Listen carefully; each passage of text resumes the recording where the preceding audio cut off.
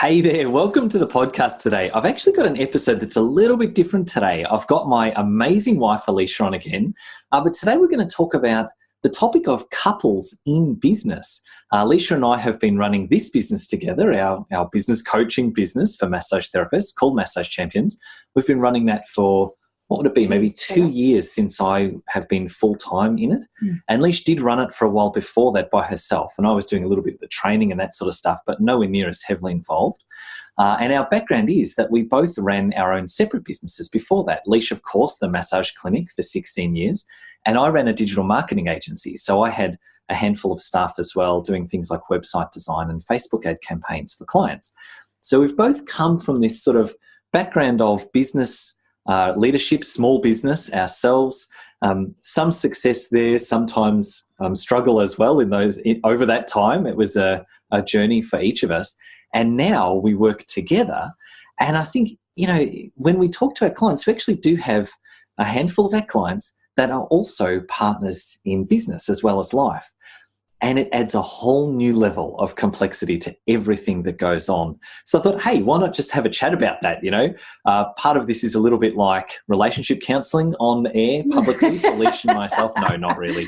But it's something that's worth talking about because sometimes it is absolutely fantastic to be able to work with your partner, to have that really close relationship. And especially when things are going well and you're succeeding, it feels really great to be doing that sort of stuff together. And other times, I know for Elicia and myself, we do butt heads a little bit. We've both come from a background of running our own business and being the boss. Each of us in our separate businesses was just the boss. And so now that we work together and we're both bosses, it's fine if we agree on things. Is that right to say? Yep. Yeah, when we agree. But if we disagree, we need to be very careful that we can disagree in a way that is strictly business and doesn't impact our personal relationship, or we try to make sure that that's the way to do it. So I guess it's just a bit of a chat about what that's like. What would you say, Elicia, for you, where do you think the difference has been, the biggest difference between working for yourself as the boss in the massage business and then coming into something where you were the boss for a little while in this business too, actually, but then having me step in as a partner? What would you say was the biggest difference that you noticed right at the start? I think like you say, like we're both used to being the boss, and then all of a sudden having someone to work alongside all the time. I think for me, it was actually literally the space at the start. Like I worked from a little bench in our like lounge dining area that we had built when we built the house, and it was just me. I dropped the kids off at school, I'd come home, the house was quiet, and it was like, this is nice, and I was massaging outside of that at times, and it was just, I don't know, I just really enjoyed the space, the quiet. Jump on a call, I'd speak to clients, I'd speak to therapists. It was just me and this nice, calm kind of space. And James moved in when he started working in the business. So we had an adult lounge room that meant no toys, and if the kids came, they had to be, behave like adults, and they had the rest of the house to behave nice like theory. children. Yeah, that's right. Exactly. That was the idea. That was the idea. So we got rid of the couches and we put in a couple of desks, and all of a sudden, the biggest thing I remember is walking into that room and just going, there's just all this tech everywhere. There's like these big screens. Obviously, being in design, James has got a massive monitor because he needed to be able to see things in a lot of detail. And it was me on my little Sony Vaio laptop with no extra screen or anything. And then all of a sudden we've got this whole office now. And it was like, for me, it was kind of like, oh, what is this? Like my nice little feminine corner of the house has now turned into this tech head, gigantic, like it looks like a replica of Chalk Chip Digital. And I'm like, why? So I think, and it took me a little bit to get used to working next to you all the time. And I remember I actually used to take myself up the other end of the house sometimes, just literally to get some space and to kind of, oh, this is good. It doesn't bother me now, but I recken that was the biggest thing. Well, even now we do. We've got a separate office space. It's not as, it doesn't have the big screens that the main one does, but we do separate ourselves out sometimes, especially at the moment. Sometimes it's practical too. We are on call sometimes, and you don't want to sort of be on a call with someone and have someone else in the background talking to someone else. So we just sort of separate ourselves out a little bit, which does work really well. If we're talking about some of our clients, like a lot of the time what we see is that there'll be one person who is a therapist, and they might have started the business because they're a great therapist and they're building it up. And then the partner will join because they're not necessarily a therapist, but they might have a complementary skill set. Or maybe they're in the business part-time, or maybe they're in it full-time, and they're kind of doing some things around it. Like classically, they'll be doing things like the marketing or the books or building websites, that kind of stuff, if it's that kind of partnership. And we do even have one client at the moment where they're both therapists. Yeah. One's an osteo, one's a massage therapist, but essentially they're working in the same business together. But another one who's a myotherapist and naturopath. So we've actually got quite a few different people. Yeah, and the Pilates, and so there's a bunch of people that are kind of working as partners. And I guess like for us, we're in an office space, so the space is a little bit different. Whereas most of the time, if it's a treatment, each person is going to have their own treatment room usually, or at least be in it separate to the other one. So the idea of being together 24/7 probably isn't always going to happen, but there is still going to be usually a common office area. In fact, it might even be closer. There might only be one office computer shared between the rooms or between the people that are there. So that idea of admin, there's a fair bit of overlap. I guess that's the same in any kind of business relationship, but it just adds to it when you've actually got a relationship with the person that you're working with. What about, like, if I was to ask about things like, where do you think it has been most difficult for the business to be separated from personal relationship stuff? And I mean, it's okay for us to get a little bit deep here. This honestly isn't a counselling session. We don't need to go into every little detail of. So won't tell them about that. Yeah, that's right. But it is something that we need to be open and honest about. This is something people struggle with, and I want to be able to share the experience we've had to be able to help other people see that it can work. Yeah, well, let's talk about that, and we'll also talk about what we put in place to ensure that we could have some great boundaries around this. I think for us, it was when you first joined, I remember being the person, both of us are used to being the person that makes the ultimate decision. So whatever, in Chop Chip, whatever James said went. That was law. If he made a decision, regardless of the outcome, that was what happened. And I was obviously used to that in Massage Champions as well. When I said whatever, that's what happened. And I remember James made a couple of calls and I was like, they're wrong. And I do my best to not actually say it quite that way, but it was just like, what is going on? I would never have okayed that. I just needed an extra half an hour. And so being able to have that conversation, I think, was really important, particularly at the start, and lots and lots of communication. And I think at the start, a lot of it was just the fact that we were used to working in a different way. It wasn't even that we particularly disagreed. No. But I do remember specifically one day when we had a webinar scheduled for Leash to run, and she couldn't do it. I can't even remember why now. And I'm just used to solving that kind of problem from my old business. This was right at the start. So I just solved it. I said, oh, well, I can't even remember what I said. We'll cancel it or something. We'll do something else. And then when I was speaking to Leash later, because she wasn't there then, she was off doing on a call or something. When I spoke to her later, she's like, oh, I already solved that. I got someone else to run the webinar. So it was kind of like we had both solved it independently, but not told each other, which meant that And because I saw it as, it's my responsibility, it's my webinar, it's my responsibility. And I saw it as mine because I'm just used to being the boss and being responsible for everything. And it was kind of like... It was like accidental butting heads. Yeah. That wasn't actually something that was a problem so much. No. It was just that we had to sort out a system and for deal with a bit of the argy-bargy that came with it, because there was a bit of, well, you stood on my toes. No, well, you stood on mine. No, but you stood on mine. Like, your toes were never there in the first place. Like, and just kind of realizing, okay, right, this is the challenge that we get to play out now.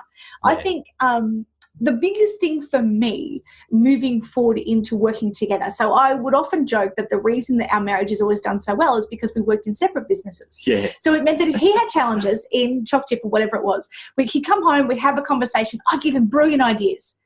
Now, if he chose to ignore them... I'd ignore half of them. Yeah, exactly. Whatevs. It was literally no skin off my nose whatsoever. And it was the same in massage clinic. Same the other way. He'd give me great ideas and I'd be like, oh, that's ridiculous. I'm not doing that. No. Oh, yeah, no, it's good. Thanks. Appreciate that. And I'd go and implement whatever I thought was appropriate based on the skill set that I had at the time. The challenge became when we then work in the same business and are operating at different places. Now, it was like some people said, oh, James has come to work for you. It's like, absolutely not. James I mean, technically I'm the CEO of the company, and yes, that means that the responsibility falls to my shoulders. However, I don't see James as an employee or something like that. Like, I think our accountant might have done something with our structure. That's how it works. But we're a team. Like, we are absolutely 100% a partnership in this. So we did what I would consider one of the most integral things that we did before we started working together was we went out for dinner to our favourite restaurant, Oakdean. It's literally across the road. It's the only chef hat restaurant, I believe, on the Bellarine Peninsula, and it's amazing. Like, just delightful. It's a special events kind of restaurant. It is a special, which means that it costs you, more than it should. But anyway, it's beautiful, amazing food, incredible environment. Now, we sat there for probably, I reckon 4 hours over a good bottle of wine, amazing food. And I remember, this is the kind of the joke that we have. James was our data spreadsheet man, and I am the big picture inspirational person. It kind of plays out in different ways, but and James is saying, like, I bring systemization to the business. These are the things, these are the skill sets. And it's not that I was dissing them, but I wasn't respecting them. And I remember James at one point saying, dude, if you want me to come in, or Leash, if you want me to come in this business, you have to respect the gifts and talents that I bring. And I was like, oh, yeah, I get that. That's cool. So he was able to openly say that. And then we were sort of like, my turn. So, and he was talking a lot about head stuff, things that are like data and knowledge and lists. And I'm like, awesome. However, all our therapists come from their heart. And if you can't get in your heart, you're not going to be able to serve them effectively. And again, it took a lot of conversation around that. And I remember him going, and being able to say, if you can't respect that, we can't work together. Yeah. And James going, yeah, okay, I get that. And I think to set that standard right from the start, having taken all the experience and knowledge of, our entire married life at the time, which was 16 years of marriage. We've been married, like 18 years this year, and we have been in business our entire married lives. Being able to take what we've learned through open communication, but also setting standards, expectations, and criteria for each other was a really powerful way for us to start the business. Now, it hasn't always worked out like that. And what we're learning is that we actually need to do that kind of process every kind of 3 months. Yeah. Check in every 3 to 4 months. How are you doing? How are you finding this? How are you finding that? Because one of the things that came up was that we have date night every Thursday night, which basically means we just leave all the devices, laptops, etc. in the office. We just don't work. We don't look at our phones. We don't connect with clients. We just literally detach. And it became performance review night, right? It became the place, oh, good, we've got some open time. I should talk to James about some of the stuff that I've noticed recently. All those things you've been doing wrong. Yeah. So we changed that because that's not healthy, and I remember. Now we do performance review another night. That's not really. No, now we have a quarterly check-in because as part of having one of the things that I would suggest for any couple in business is to have defined roles. Yeah. So James has things that he heads up. I have things that I head up, which means I don't step on his toes because I'm not responsible for marketing. I'm not responsible for delivery. That's James's job. I will do whatever he asks me. And sometimes it's like literally we sit this close to each other. We're literally next to each other. Within arm's reach of each other most of the day. I'm in charge of finance and sales. And so what it means is that portfolio falls on my shoulders so that if it is underperforming in some way, we get to have that conversation because we both set the targets and the benchmarks for it. It's the same with marketing. It's the same with delivery. And I think even right from the start, we had that foundational kind of conversation around this is my skill set, this is your skill set, and being able to openly recognize and actually bring gratitude for that is really powerful because otherwise you can tend to be like, well, I'm good at this stuff. I just expect you to be good at it as well. But actually recognizing that we've got different strengths and that together we've got complementary strengths that can make a business stronger, that's really powerful. And the next steps that happened after that, and we actually didn't implement this for probably a year or something, was to more officially split the workload and say, okay, so there's 5 parts. We just sort of identified 5 different big areas in our business and said, well, these 3 go to me, these 2 go to you, plus Elicia is CEO officially on paper. So that's sort of like 3 parts for her to do, 3 for me to do. And what that means is exactly what Alicia's saying. The responsibility is split. The day-to-day work, the reality is we still do a lot of stuff in each other's areas. Absolutely. Alicia does a heap of marketing. It's just that, and even the planning, we'll do it together. Yeah. But it's that I organise it, I'm in charge of it, and I look at the numbers. Responsible, that's right. And responsible I look at for the its numbers. outcome or lack of outcome. Yeah. And so we get to have a conversation about that. And it's never, James, you suck. No. Or, if the conversation has to happen, and this is for anyone listening, if the conversation has to happen about underperformance in an area, it's not about the person, it's about the portfolio. Yeah. And that's a much easier conversation. Exactly. Much easier conversation. And I also reckon, and this is maybe because I'm the man in the relationship, but also I imagine it happens to an extent with the women as well. But there is a little resistance that comes up when you hear someone say this is an underperforming area, or even if it's true, it can be kind of like that immediate resistance, just go, no, it's not, and try and like defend what it is that you've done. And in business in general, whether it's a relationship or not, I think that kind of natural defense mechanism is just our subconscious brain, like protecting us. But it's by and large unhelpful to actually learn how to run a business better, to have that kind of immediate defense mechanism. So it is really important for me to be able to just lay that aside and look at whatever is happening and try and literally learn from it. Yeah. Now, it still doesn't necessarily mean I listen to absolutely everything. No, that's not true. I do listen, but I don't need to take on board absolutely everything. But what I try and do in every situation is just have that open mind and open communication to listen and to hear what's happening, to take on board that feedback, and then to remove that kind of emotional kind of response from it, to be able to then just work through it like any other problem. And I think when you've got 2 people in a relationship together, you both need to have that awareness. The person who is giving the feedback or drawing attention to something, and the person who's receiving it. And I want to talk a little bit about some of the, even some of the books that we've read, because, one of our goals for our entire relationship, we got together, I was 16, James was 19. I really like the dude. You might have heard, he's a really good man. He cooks and puts the seat down, not particularly in that order, but I think that there are great qualities in a man. Is that we wanted to be as close as 2 people could possibly get. Now, we are in personal development, we are in professional development, and we are constantly working on different areas of our lives. And so our marriage and our relationship and our business relationship is just as integral to, it's integral to everything that we do now, not just our family, but our clients and our business as well. And we're good with that. We're like, rock on, let's do this.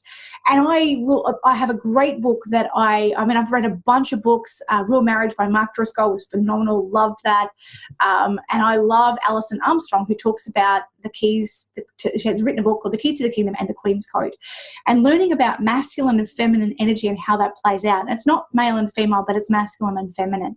And for me to be able to bring the archetype of the Queen to my business, to my family, and in my life, I've had to become comfortable asking for what I need. And so we have created a way of doing mornings so that we can both flow into business really, really well. So in the morning, we get up about 7. Our kids usually jump in for a cuddle and a story. We're reading whatever book at the moment, and, we'll do a bit of reading together, quality time as family. Then after showers and stuff, James goes down and makes breakfast. He said to me, Leash, what would you like for brekkie? And I love this question because I get to say either I'm fasting today, or I'll have coffee, or I'll have eggs, or a smoothie, or whatever. He'll like, would you like this or this or this? He knows my repertoire, so I get variety every day. And he makes breakfast. He does brekkie and coffee. And then I come down. The kids are usually on their way to eating brekkie, and I'll make the kids lunches, and then I take the kids to school. Now that is a dance that our family does that sets, because then James gets to detach from that, and off he goes to work, 5 steps up the hallway. I take the kids to school. I'm ready. I'm sorted. I've got a bit of connection from other mums. Being able to ask for what you need, I think, is one of the biggest, most courageous things that I've had to learn, particularly as we've been working together. Because as women, often we won't ask for what we need. We just complain about what we don't have. And that's not standard for all women, but it's often what can happen. And if there's complaining and nitpicking and stuff like that, then it's like no one's getting served, no one's getting looked after. And in order for James to be able to bring the archetype of the king into our business, then I need to be able to support him like a queen would a king. And when I operate from that frame, the questions that I ask, the way that I am being, who I get to be in the business, it changes everything and everyone around us. And I think that that's been a really amazing. We'll put the links to the books in the show notes because I think they're really powerful books. Yeah. The Keys to the Kingdom talks about the stages of development in men, and the Queen's Code talks about how women, the language of heroes that women need to be able to apply or can apply in their lives. And so for me, they've been such incredible, powerful tools that I've even taught them with our clients. I've, like I said, a number of our clients are in business together, and we have been able to work with them on their relationship as well as in the business, just simply as a bonus because I love it. I love this stuff. We model a great relationship. We get along really well. And we have a lot of fun in our life and in business and relationship. So we love to be able to model that and help others through it. Yeah. And I think from the man's perspective too, a big thing for me is because my role in the business is often the more sort of tactical, practical things, just lots of tasks sometimes. And sometimes that feels like I'm not being very productive or not having a big role.